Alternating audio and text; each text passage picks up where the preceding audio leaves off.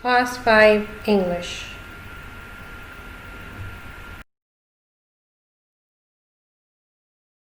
It's from Unit 2 and it's mostly focusing on different parts of speech. The morning is our history test. Now, Oxford English Book 5 is needed and we'll be working on textbook page number 23 till 27 and workbook page number 15, 16 till and 19. It will take us about 70 minutes to complete the task today. So best of luck, guys. I hope you enjoy the lesson of today. So students, by the end of the lesson, we should be able to recall what are 8 parts of speech, identify interjections in the given sentences, fill in the blanks with appropriate conjunctions and prepositions, and complete the given proverbs.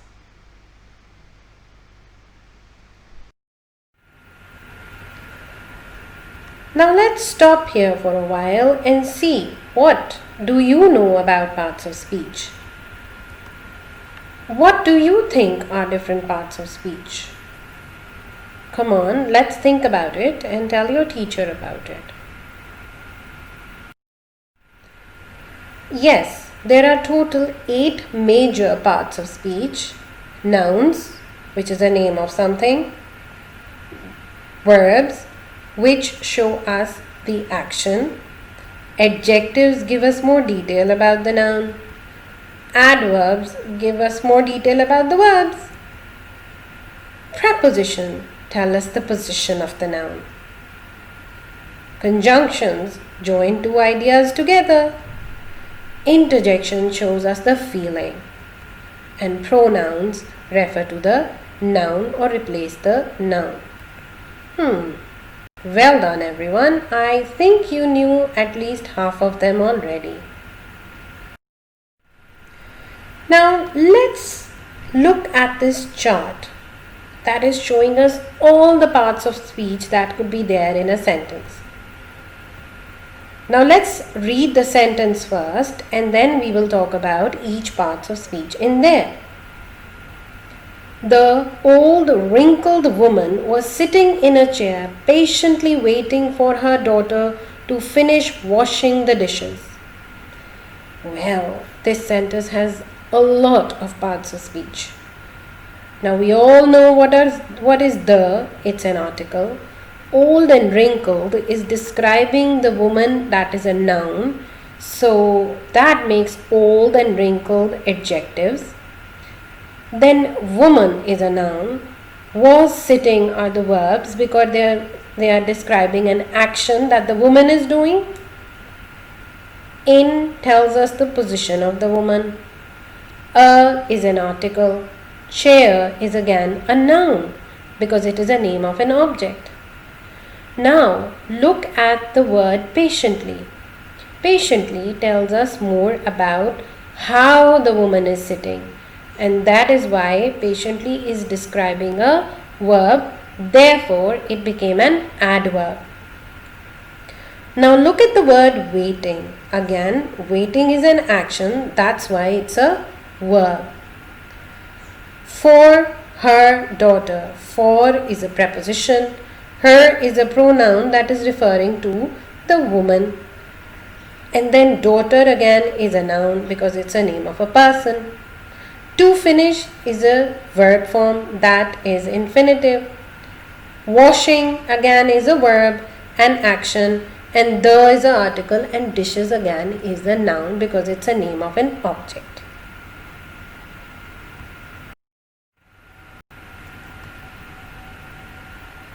This chart might look like it is a little confusing altogether, so many parts of speech.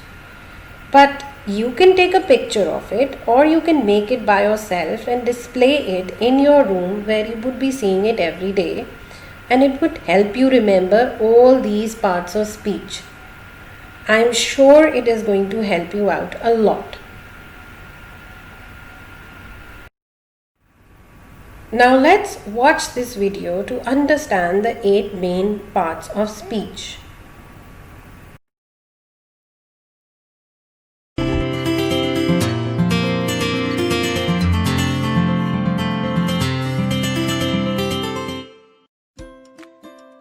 Parts of speech. All words in the English language belong to a word class called the parts of speech. There are 8 main parts of speech in the English language. They are nouns, verbs, adjectives, adverbs, pronouns, prepositions, conjunctions, and interjections. Noun is the part of speech that names a person, place, animal, or thing. For example, this is a boy. This is a dog. This is Red Fort. This is a Honda City.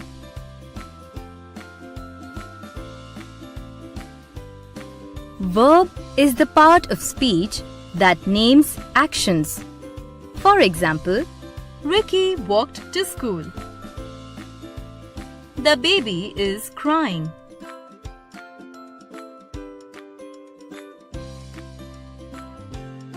Adjective is the part of speech that describes the quality of a person, place, animal, or thing. For example, Rohan is a smart boy. The green parrot is flying. This is a big hall. It is a round ball.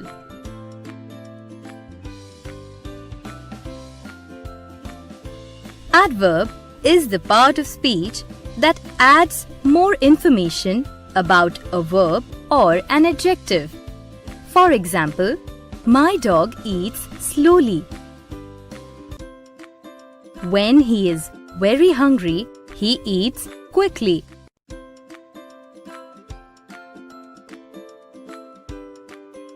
Pronoun is the part of speech that replaces a noun. For example, Nikki is Indian. She is beautiful.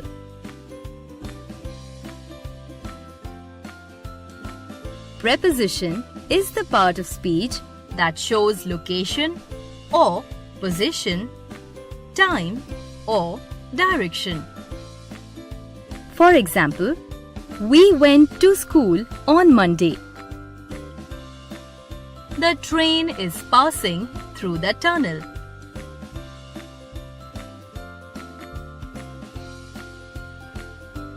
Conjunction is the part of speech that joins together groups of words or sentences. For example, I like cats and dogs. The sky is cloudy, but it is not raining.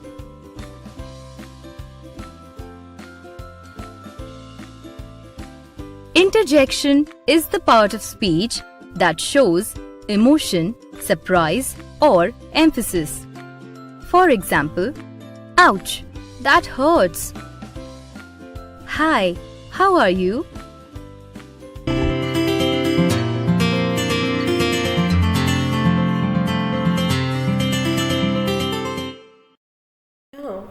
After watching the video, it must have been very clear to you what is the function of the nouns, adjectives, verbs, adverbs, prepositions, conjunctions, interjections, and pronouns.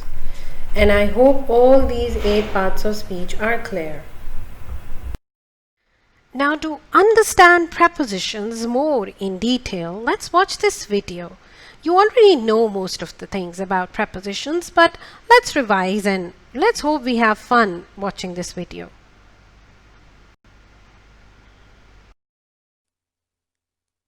Like a butterfly or like a bee, like an ant as busy as can be, these little words we call the busy peas. Preposition 9 or 10 of them do most all of the work of, on, to, with, in, from, by, for, at, over, across. and many others do their job, which is simply to connect their noun or pronoun object to some other word in the sentence.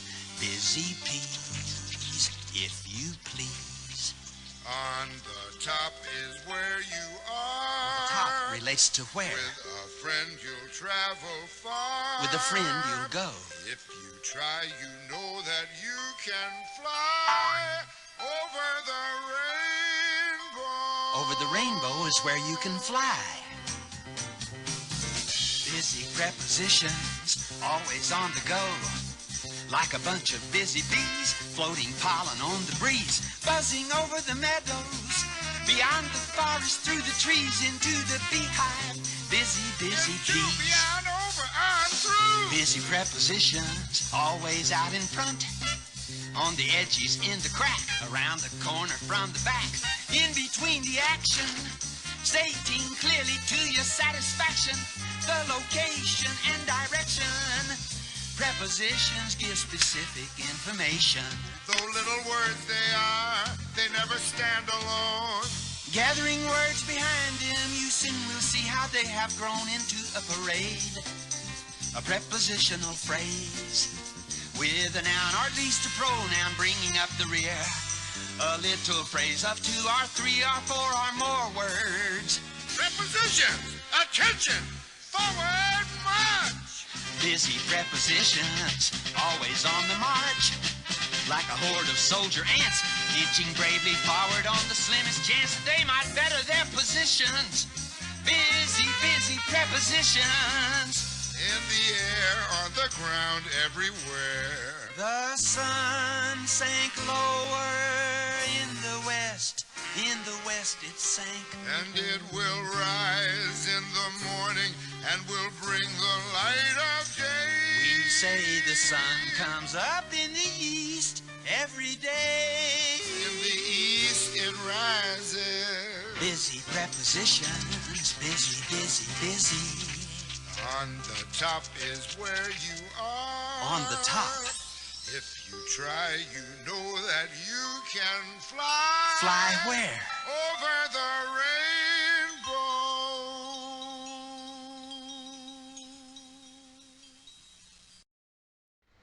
Now that you have watched the videos about all these prepositions and parts of speech, now let's check whether we understood it properly or not. Now, open your New Oxford English workbooks, page number 15, 16 and 19, and we'll be working on exercise B, C and H. Now take 15 minutes to complete the task and pause the video here, and you only move forward to the next part of the video after you have completed the exercise. Otherwise it would be cheating and you do not want to cheat. Best of luck! That you have completed the exercises, now let's check step by step whether our answers are correct or not. Maha Hassan live in Karachi they have not lived there long. Maha and Hassan live in Karachi but they have not lived there long. They like the house but not the area in which they live. They do not like it because there is a bus station right next door. It is noisy and dirty, but at least they can catch a bus easily. Super job, guys. Well done.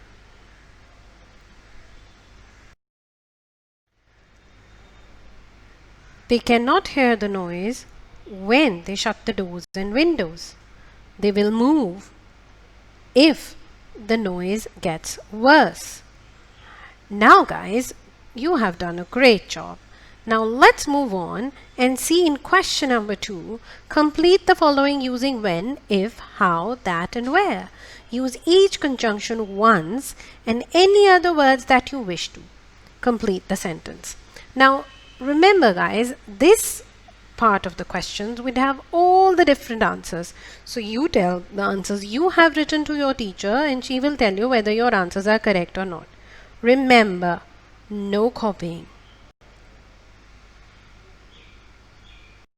Let's check whether you have done the interjection parts correctly or not. Find the interjections in the following. Remember that the interjections are usually shown with an exclamation mark, but not always. An interjection is added to a sentence to show some feeling. So let's see where they are in the next 4 sentences. Ouch. Own. Hey. Goodness gracious. Well done, guys. Let's move on. Now let's move on to exercise H. I hope you have completed the exercise. If not, then take a moment and finish it before we move on. Now fill in the blanks with on, to, for, by, of or in. Use each word once only. So I hope you are able to fill in the blanks. Now let's check. Accused? Yes, of some kind. Insisted? On doing it. Good job. Succeeded? In escaping. Occurred? To me. Sorry? For being late. Upset? By the incident. Well done, guys. You have done a great job. Now let's move on to the next task.